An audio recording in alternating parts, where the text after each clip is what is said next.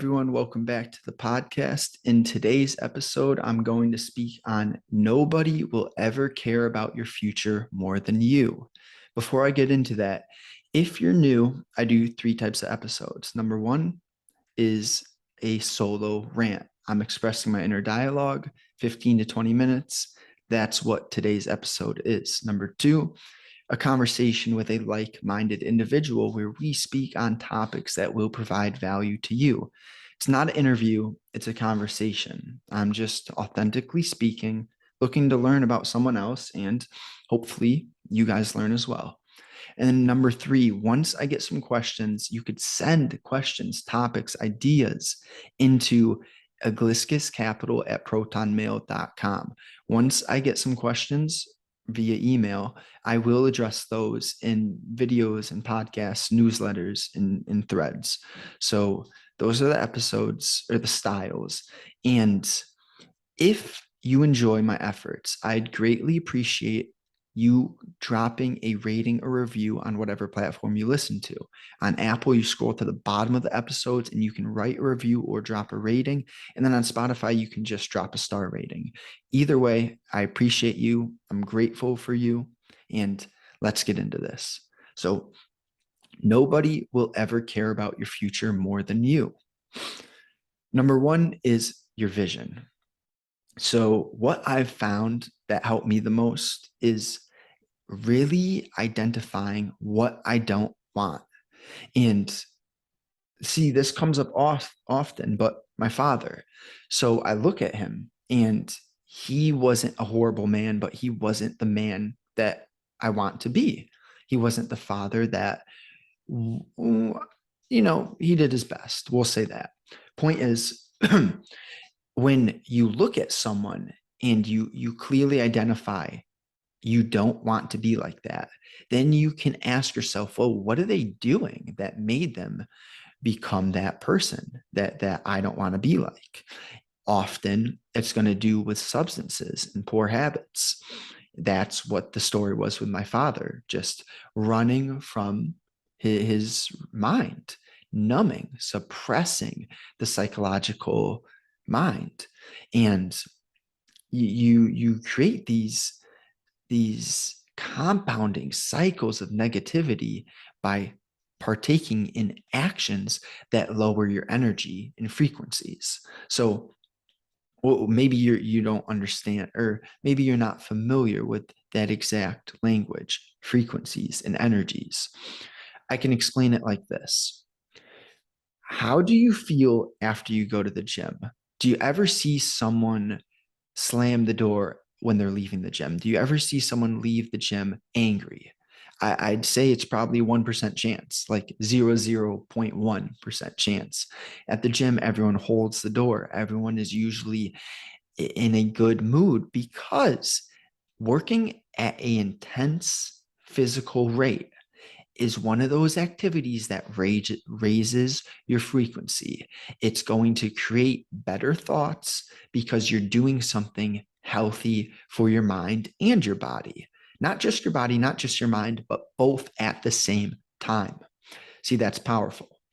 And quick tip, if you're at the gym, you're so much better off to remind yourself within the inner dialogue, I'm doing this for my future self. I'm doing this so I could be a healthy grandparent.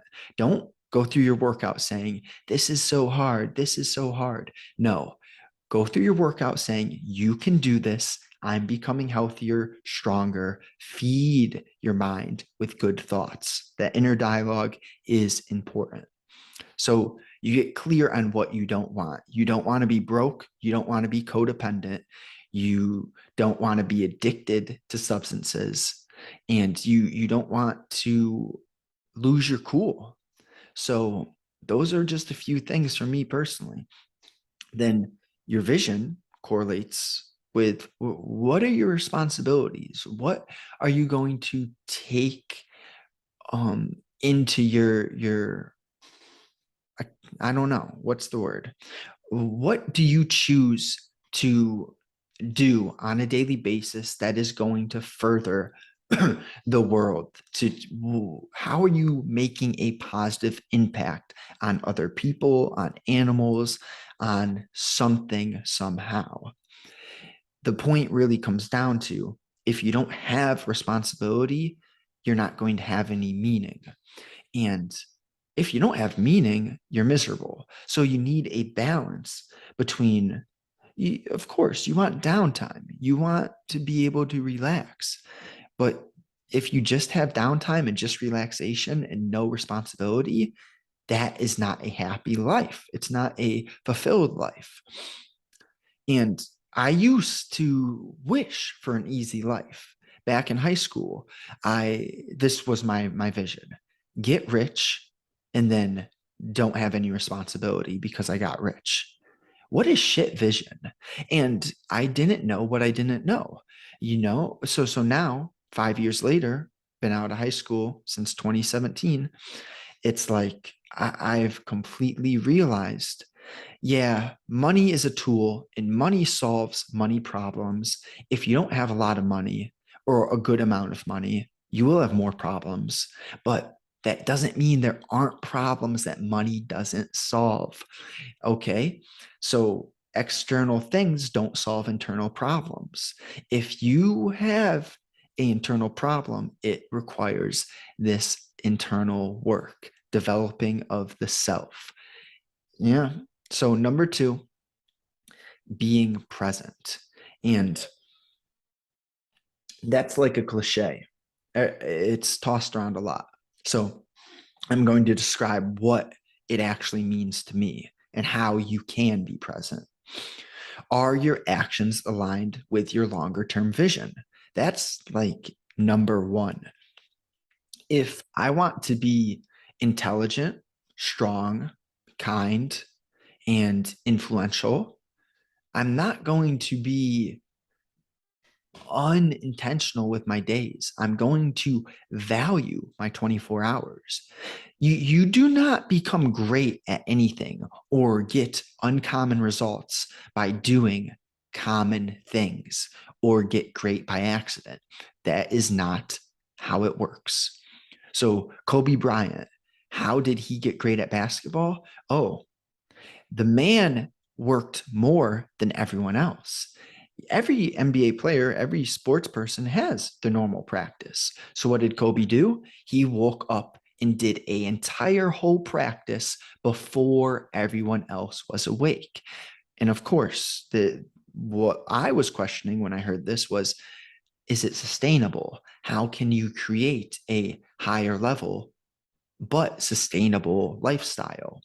And my answer over time is, see, all these other people who are average, the other, let's say in Kobe's example, NBA players, they are doing things like partying and going out to dinner and other activities. Meanwhile, Kobe probably cut out certain distractions or certain activities because his priority was clear. So not everyone is going to want to be the Kobe of your industry. Not everyone is going to want to be the best at what you're doing. I really don't care about being the best podcaster. I care about being the best person, the best Justin. There's a difference. I'm not competing with Jordan Peterson. I'm competing with the lower version of myself. And I recognize anytime that I am not holding those high standards, yeah, that needs to change, or else I am going to go backwards. It's simple. So, what's your vision? That's why I did the vision first. You got to get clear on where you're headed, but then you figure out, okay, what's holding me back from my vision? And are the daily actions I'm taking actually moving me to where I want to go? It's simple. If you're not taking the actions, you're not going to get where you want to go. Okay. So then what's holding you back? Usually it's the actions that aren't aligned with your vision. If you want to be a high level athlete, I can guarantee you that alcohol is holding you back. I can guarantee you that factory made foods are holding you back. if you're watching porn, that's holding you back. So you have to be honest with yourself. See, it's hard to always tell the truth, but you know what you definitely can do? You can do your best to never tell a lie. So lying to yourself, that will hold you back. Okay. So now there needs to be this balance between physical, psychological, and spiritual health. If you're lacking in any of those areas, there will be problems and voids in your life. But if you create a mixture, a mixed focus on those three areas, you will feel better. So spiritually, what can we do? Let's meditate 10 minutes for a day, 10 minutes a day consistently. Over time, you will get thoughts, new ideas that will further your spiritual route. Psychologically, let's say we consume an hour of Sam Harris or Jordan Peterson or Plato or philosophy. We consume an hour of psychological education each day. And then physically, okay, let's say we consume our body weight in protein, in grams of protein every day, and then we're training 4 or 5 times a week, whatever you want. So now you have 3 actionable steps: spiritual, 10-minute meditation a day; psychological, an hour of education a day; physical, the right number of grams of protein according to your body weight; and then consistent exercise. You do those 3 small things, I guarantee your life gets better. And I'm not saying it's going to be easy to get yourself to do those 3 things. That's where the challenge, the resistance comes in. See, doing this podcast is not hard for me. It's sitting down to do the podcast that's hard for me. Writing, reading, anything, trading the stock market, that's not hard for me. It's just sitting down and actually blocking out the time to do the task. Once you sit down, it's much easier to follow through on what you told yourself you're going to do, but you have to get yourself to start. So that's why I recommended just 10 minutes of meditation, because if I tell you an hour, you're not going to do it. I'm not going to do it. If I tell you 30 minutes, I might not do it. You might not do it. So we start small and then we build. Third, we have solitude. So can you be alone? This was big for me. I could not be alone in high school, not at all. If I wasn't with my girlfriend, I was with my friends. If I wasn't with my friends, I was playing football with the team. I was never alone. And I had no idea how much being alone, just a little bit, would have benefited me. I was just running from thoughts, and not in this bad way, but I compared being alone with being a loser. And that's just not the case. If you're alone and you're doing meaningful work, you're leveling your character up. See, I used to play RuneScape, and there's this character, you got like 30 fucking skills. You level up all the skills. But what happened now?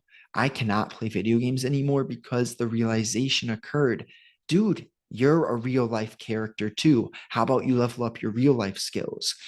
Isn't your real life more important than the fucking fake video game? Yeah. So that's just my point of view right now. And then, so you're with your breath from birth to death. That's the only thing you're with, is the inhale and exhale. Your mom will be gone. Your dad will be gone. Your brothers and sisters will be gone. And I'm not saying this in a negative perspective. This is just life. We will pass away one day.